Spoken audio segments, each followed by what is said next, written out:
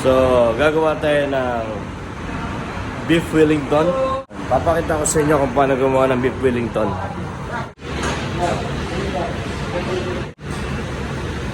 Beef tenderloin.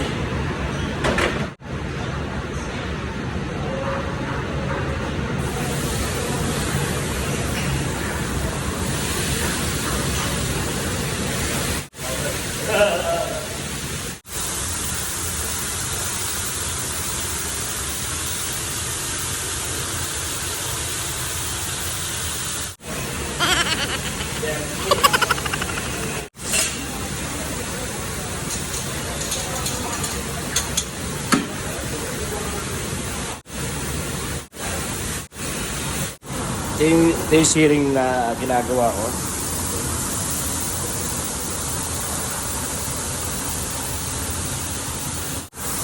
So upside down na yung seared natin. Dinirest natin yung karne. Pag na after resting natin, saka natin ibabalot ng pilado. Mamaya papakita ko sa inyo. So ito yung first batch na na-seared natin.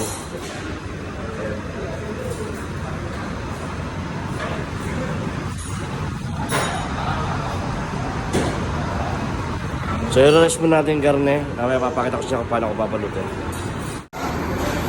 Yan, na-seared na natin lahat. Na-seared na natin nating beef tenderloin.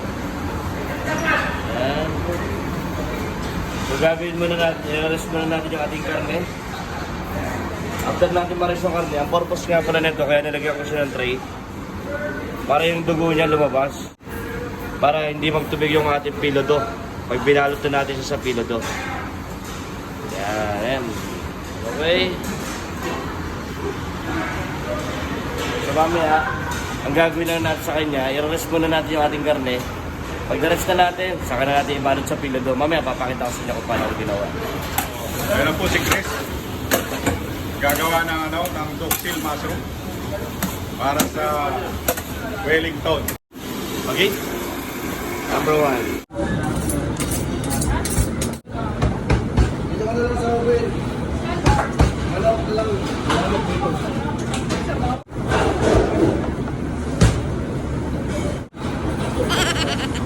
Pare ba?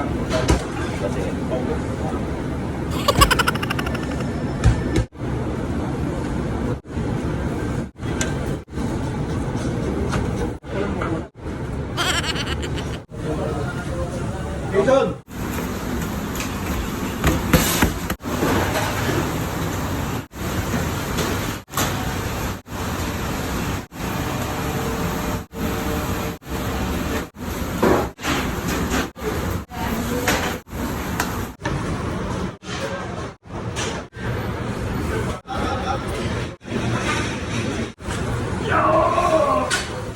Salang na natin yung beef Wellington.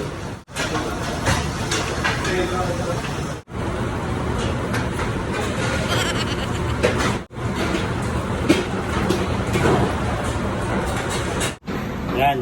Pinasok na natin sa oven yung ating beef Wellington. Pinahiran ko na siya ng itlog.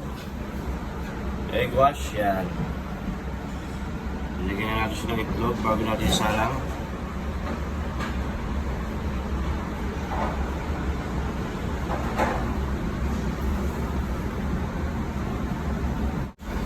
Okay. Naka-preheat na yung oven natin. Nasa-set natin sa 190 for 18 minutes.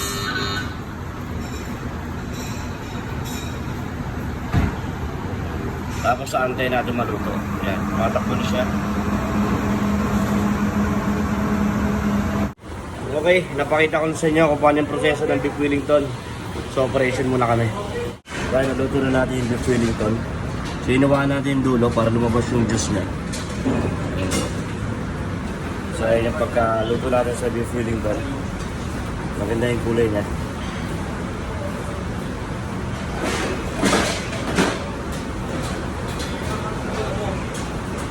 Yan. So all goods na tayo.